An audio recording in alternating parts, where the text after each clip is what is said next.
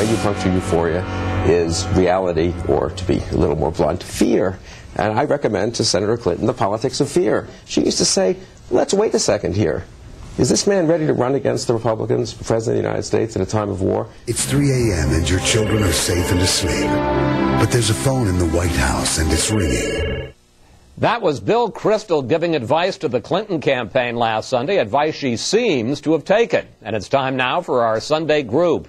Britt Hume, Washington managing editor of Fox News, and Fox News contributors Mara Liasson of National Public Radio, Bill Kristol of the Weekly Standard and apparently the Clinton strategy team, and Bon Williams also from National Public Radio. Well, Bill, is that what Hillary Clinton is doing with her latest ad, practicing the politics of fear? And if so, did she pull it off?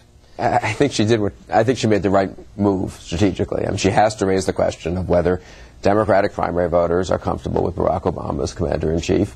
And she has a claim that on foreign policy she knows more, she's more experienced, and I think she won't say this more, she probably should say this more explicitly, she's more hawkish. I mean, that's the real subtext, and I guess they're just scared to say that in a Democratic primary. As a result, the TV ad is a little imprecise. There's a crisis somewhere in the world, and don't you want Hillary Clinton in the White House? I think she might have cited one or two things that Obama has said that would make you worry about his being tough enough to be president. But look, all of it, the ad is kind of clunky, and it was used in 1984, and I watched it, and I snickered, and I thought, oh, has Hillary Clinton really ever answered the phone at 3 a.m. in the White House? And if so, what was the crisis? It wasn't a national security crisis, and all that. Having said all that, she has changed the debate.